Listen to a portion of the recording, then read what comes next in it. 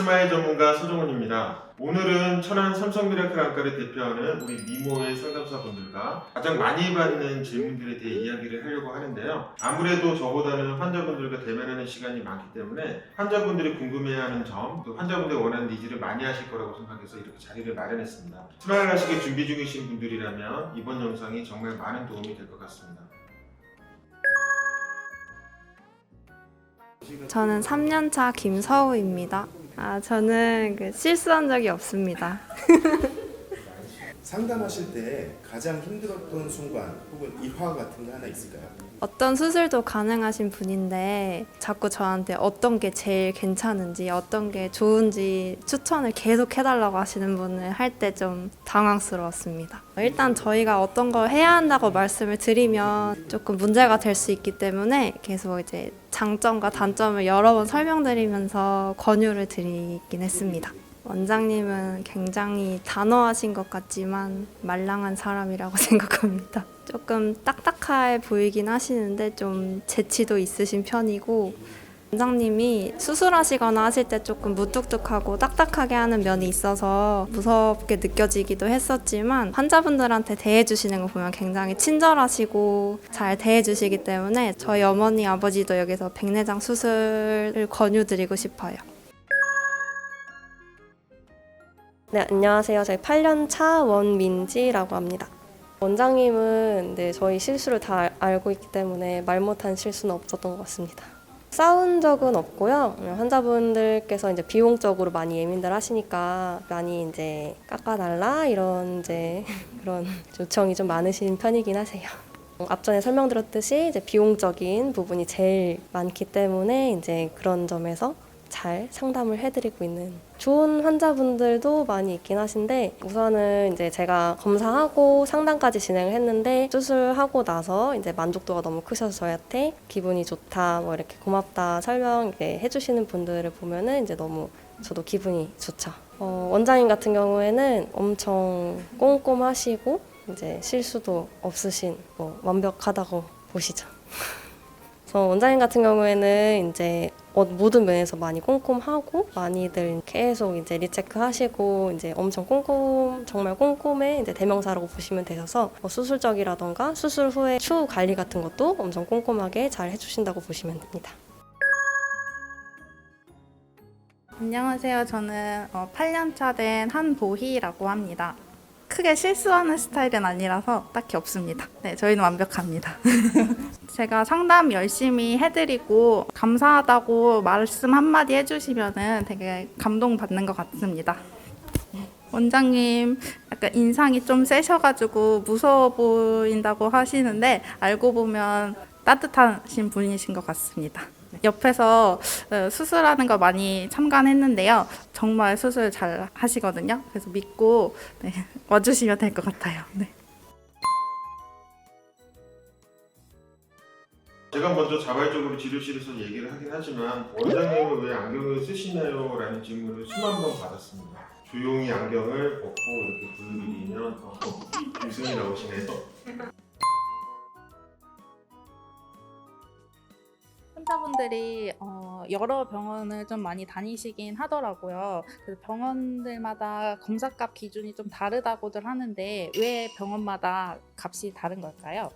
제가 생각하기에는 여러 병원을 돌아다니시면서 여러 가지 검사를 진행을 하고 받고 오시고 검사 결과 값이 다르다고 얘기를 하시는데, 결론적으로 얘기를 드리면 수술 결과에 큰 영향을 줄 차이는 없다라고 생각을 합니다. 보통 가장 실업교정술에서 중요한 게 근시나 난시 같은 이런 굴절 이상이 어느 정도 있냐 체크를 하는 거고, 수술에 앞서서 눈 조직이, 특히 각막이 건강한가, 각막의 두께가 두꺼운가, 모양이 이상하지 않나, 빛번짐 이슈 때문에 야간 동공 크기가 어떻게 있나, 이런 게 중요한 검사잖아요. 암만 해도 검사, 특히 각막의 모양이나 야간 동공 크기나 비대식성을 보는 검사는 각막 기계가 이용을 하는 검사이기 때문에 환자분의 그때 컨디션, 건조함의 눈물막 때문에 검사가 에러가 찍힐 수도 있는 거고, 충분히 변동침이 있을 수 있다고 생각을 해요. 수술을 하는 데 있어서의 변동침을 줄 수는 있겠지만 검사값이 결과에 영향을 줄 정도로 들락날락하지 않는다, 이렇게 생각을 하고요. 수술 결과에 가장 영향을 미치는 근시, 난시의 정도, 이것도 기계가 우선 1차적으로 찍는 건데 마찬가지 환자분의 피로도나 긴장도에 따라서 사람 손 타듯이 기계손도 타기 때문에 기계값에 따라서 약간의 변동치는 있을 수 있지만 수술할 때 가장 중요한 게 근난시를 결정을 할 때 검안 과정 중에 가장 중요한 게 MR이라고 하는 게 있죠. 현성 골절 검사라고 하는 그 검사를 통해서 수술을 해야 될 근시 난시의 양을 정확히 결정하고 수술을 진행하기 때문에 수술 결과에는 큰 영향이 없어서 검사 결과값이 차이가 난다고 해서 너무 걱정하실 필요는 없을 것 같습니다.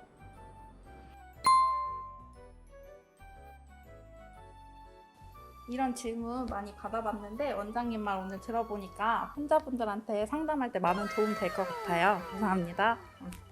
병원마다 스마일아시 가능한 눈의 조건이 다르다고 하는데 원장님이 생각한 눈의 조건은 평균적인 눈의 조건은 어떻게 되는지 답변 부탁드리겠습니다. 제가 생각하기에 스마일라식이 가능한 조건은 일반적으로 시력 교정 수술이 이루어질 수 있는 눈이냐 아니냐가 중요합니다. 그래서 만 18세 이상의 성년이고 두 번째가 최소 6개월 이상의 도수의 방광 도수의 변화가 없이 안정적인 사람, 그리고 시력 교정 수술을 시행을 했을 때 시력 결과에 영향을 줄 만한 각막 질환이나 다른 안 질환이 없다라는 걸 전제로 두고 시력 교정 수술을 진행을 하게 되는데요. 이제 조금 더 세부적으로 보면 잘 아시겠지만 무리하게 너무 교정량을 많게 하거나 깎는 건 좋지는 않잖아요.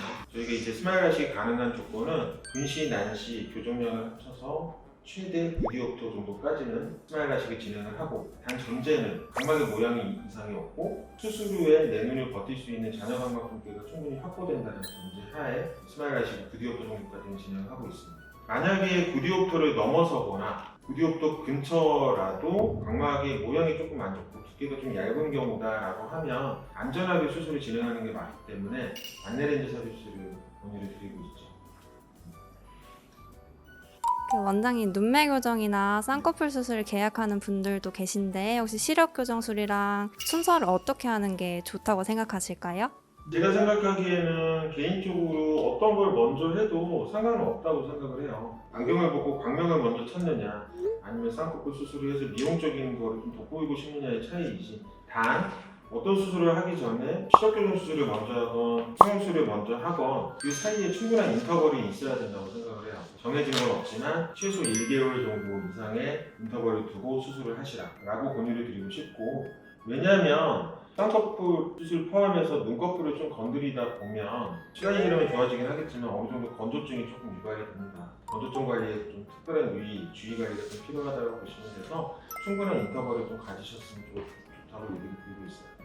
굉장히 간혹가다 이제 상담할 때 환자분들이 피부과 레이저 치료까지 생각을 하고 계시는데 이제 시력 교정 수술이랑 같이 병행을 해도 되는지 많이들 물어보시거든요. 성형술보다 덜하긴 하겠지만 피부과 영역은 잘 모르고 피부 관리를 잘 안 받아봤으니까 저도 잘 알 수는 없는데, 단순하게 기미전 빼는 IPL 치료, 울서마지하고 뭐 리프팅하는 이런 게 좀 있더라고요. 제가 생각하기에는 단순하게 이제 저자극으로 줄 수 있는 뭐 IPL이나 기미 레이저 이런 경우는 뭐 수술하고 나서 긴 인터벌까지는 가실 필요는 없을 것 같고, 어느 정도 눈 불편감이 덜하고 2주 정도 안정기가 있다라고 하면 받으시는 데 저는 무리가 없을 것 같아요. 단 라식이나 라섹하고는 다르게 스마일 라식의 경우에 이 정도 텀이 좀 있으면 될 것 같고, 울서마지나 써마지 같은 경우는 이제 조금 피부 깊은 심부 쪽을 좀 하다 보니까 조금 더 2주 이상의 휴식기 안정기를 갖고 치료를 하는 게 낫지 않을까 생각이 듭니다. 혹시 시력 교정술을 여름에 하는 게 좋은지 겨울에 하는 게 좋은지도 많이들 물어보시는데 백내장 수술도 마찬가지로 많이들 질문하시는 경우인데요. 수술 후에 불편감 이런 것 때문에 이제 여름에 하냐 겨울에 하냐, 여름에는 씻지 못하니까 더 힘들고 이제 불편한 점이 있으셨으니까 물어보시는 경우가 많습니다. 근데 자꾸 스마일 라식이 좋다라는 쪽으로 어필을 하는 의미도 될 수 있지만, 되게 스마일 라식 같은 경우는 수술하고 나서 일상으로의 복귀가 되게 빠르잖아요. 수술 당일날 목 아래로 샤워도 가능하고 다음날 뭐 세안도 가능하고 하기 때문에 제가 보기에는 여름 겨울의 의미는 크게 없을 것 같아요. 대대적인 차이는 크게 없고 어느 시기에 수술을 받아도 씻는 데는 전혀 문제 없으니까, 대신에 이제 여름이건 겨울이건 건조증 관리는 좀 잘 하시면 뭐 큰 문제는 없을 거라고 생각이 듭니다.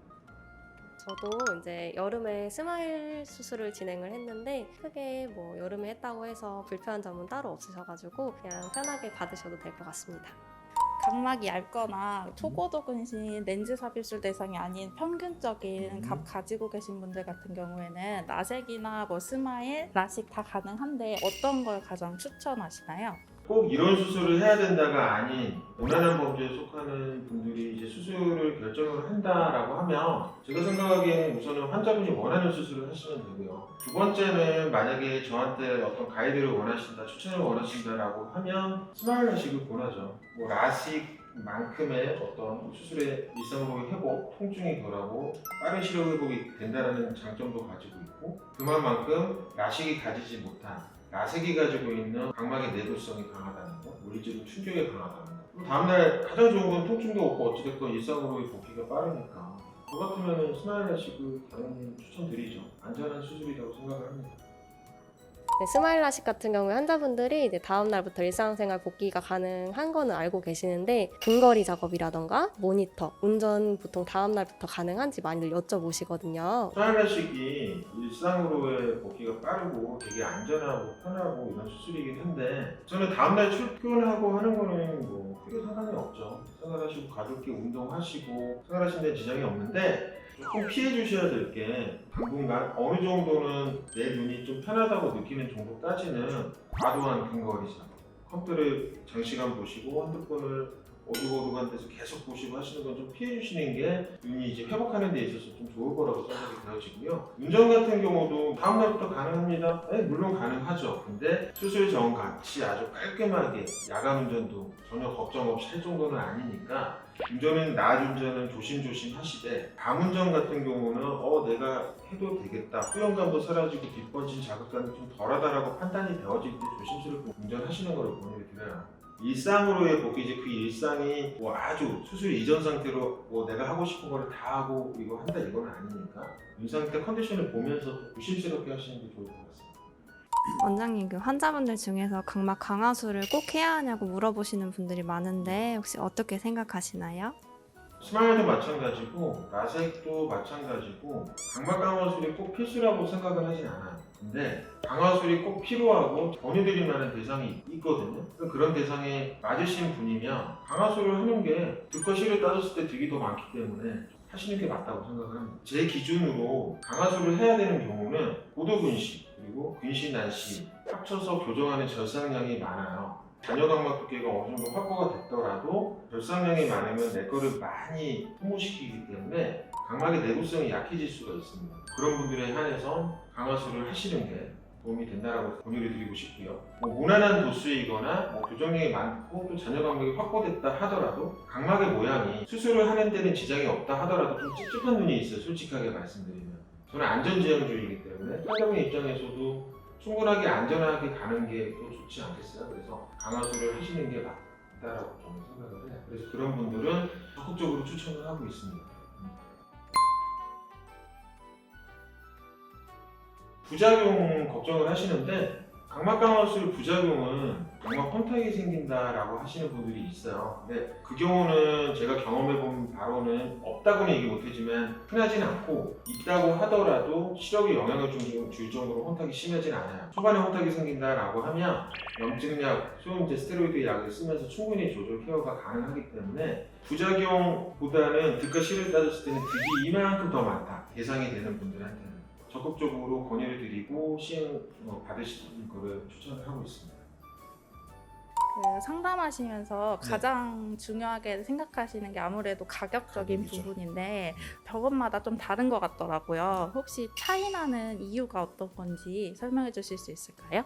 제가 생각하기에는 똑같이 스마일 라식을 한다라고 했을 때 가격이 조금 천차만별이긴 하잖아요. 제가 생각할 때는 첫 번째는 우선은 비주맥스를 이용한 스마일 수술이 아닐 수도 있고요. 비주맥스를 보유한 병원 내에서의 가격 차이가 난다라고 하면 어느 정도 일종의 마케팅 전략이지 않을까 싶어요. 이벤트가 우리 병원이 이러이러해서 어떤 이벤트 가격을 적용을 했다, 설날 이벤트다, 방학 이벤트다 이렇게 하면서 각각의 그 병원만큼에서 그 할인율을 좀 적용을 해서 차이가 나지 않을까 싶은데 그래도 이제 비주맥스 기계를 이용을 하다 보면 회사에 들어가는 소모품 비용이 있잖아요. 예전에 라식라스까지 덤핑할 수는 없어서 가격 차이가 나더라도 그렇게 많이 나지는 않을 거라고 생각을 합니다. 우리 솔직히 한국집을 가도 우리는 양질의 고기를 쓰고 많고 반찬도 많고 고기를 잘 써고 이런 거로 해서 한우 가격이 차이가 나는 것 같이 그 정도의 차이라고 생각을 하시면 될 것 같습니다.